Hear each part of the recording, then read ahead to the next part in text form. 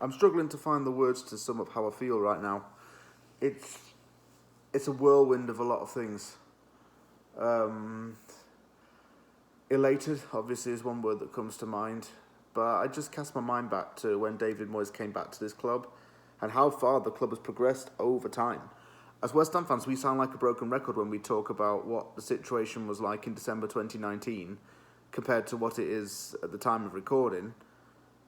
But it shows how far we've come as a club in such a quick amount of time, from being relegation fodder and the banter club West Ham to being a serious contender for European football next season and to win the Europa League.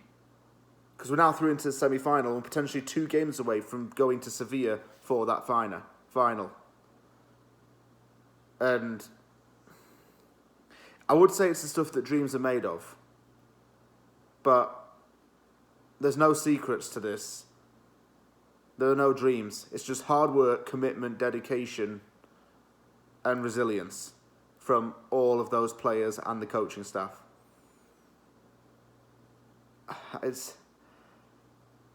I'm just blown away by this. It's a monumental effort, monumental achievement for this club. It has finished Olympique Lyonnais 0, West Ham United 3 at the Groupama Stadium. And we're through into the semi-final now to play Eintracht Frankfurt. What? If we hadn't played them, we would have faced Barcelona. It's a dream either way to get this far in the competition. I said in previous videos, people can write off this club and write off this team. Please do it, because it makes you lot look stupid when we do accomplish something. And that's what this West Ham team's about. It's about shutting people down and proving people wrong. And that's what we do. We prove people wrong. So I did it tonight. Absolute dominance from start to finish.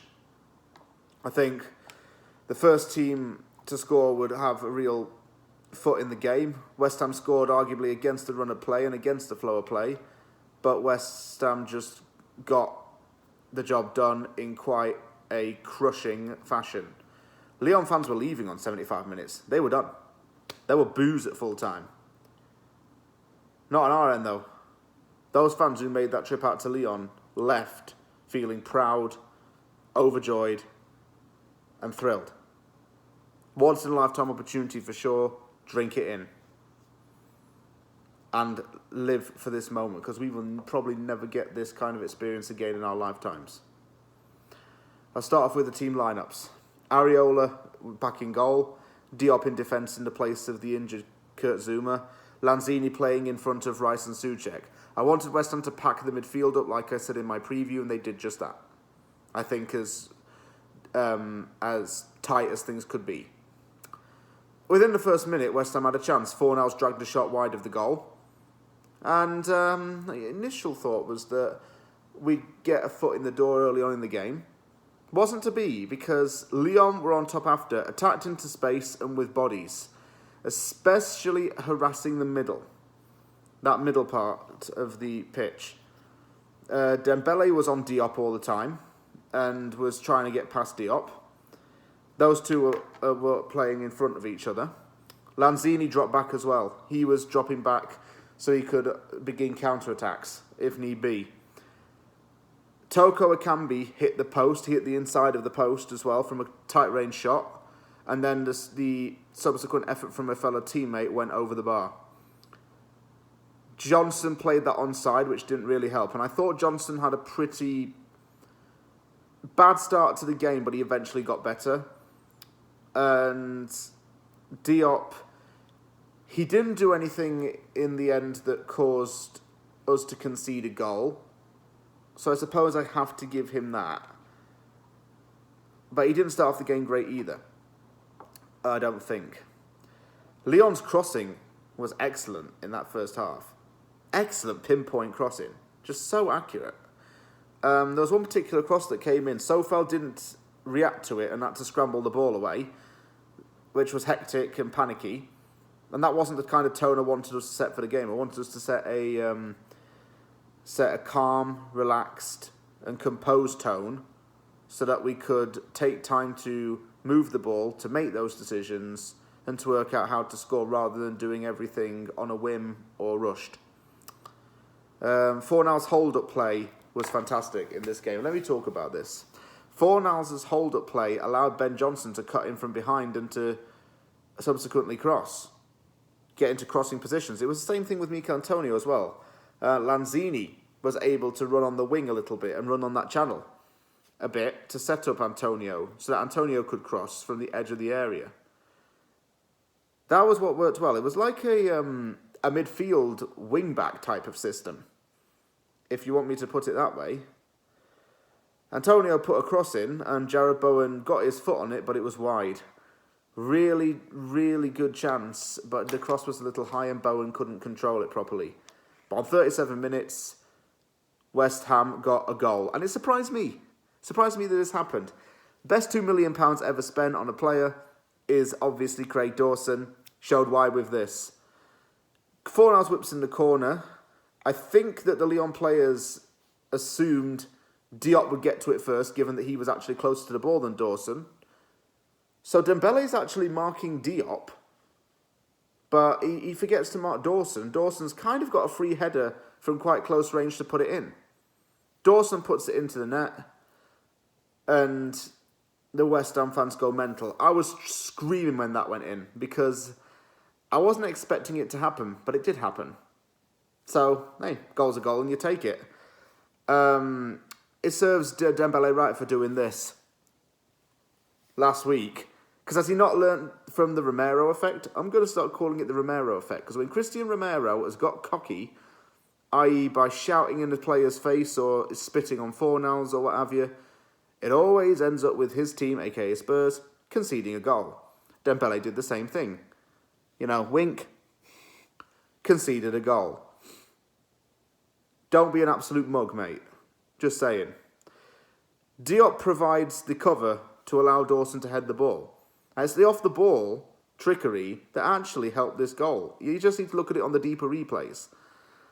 The trickery works again for 2-0. Rice scored 6 minutes later. A fast, quick-witted attack.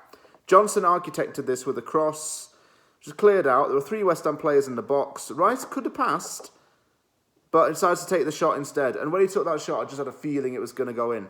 He had quite a lot of space and time to strike that. But it was 2-0 at this point.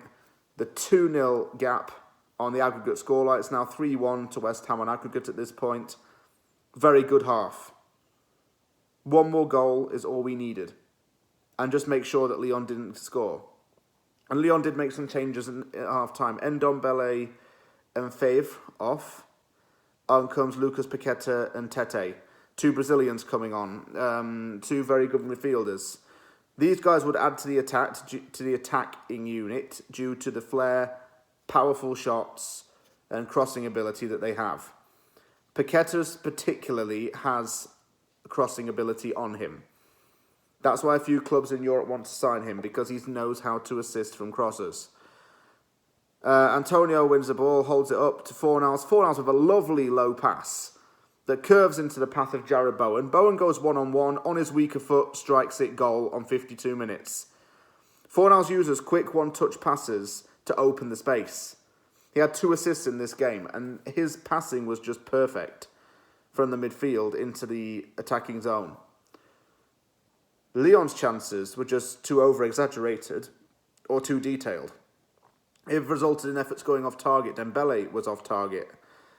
I know that for a fact. He blasted it over. For Lyon, they made a substitution. Iouar, I think that's how you pronounce his name, came off in place of Barcola, and West Ham made a sub Lanzini off for Noble. Noble was, of course, going to have to play in this game. It would be rude not to. Tete also had a chance off target, and he's a player that I do really like, because I think he's got a good goal-scoring ability and a very good at dribbling. But he just rushed it at the last minute.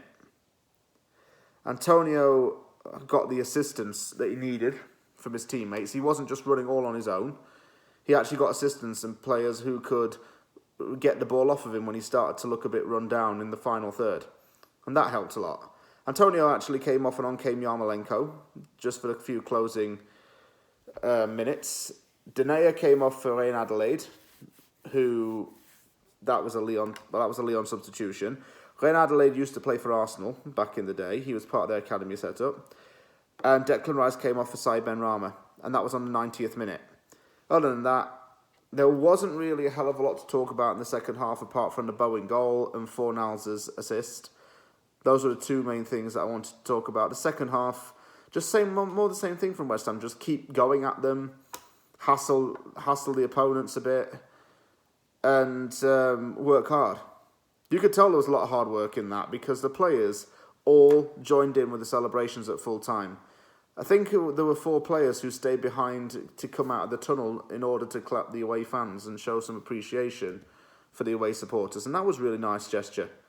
Really nice gesture. I think Ogbonna was part of that. Fornals was part of that as well. In the dressing room at full time, Noble was crying.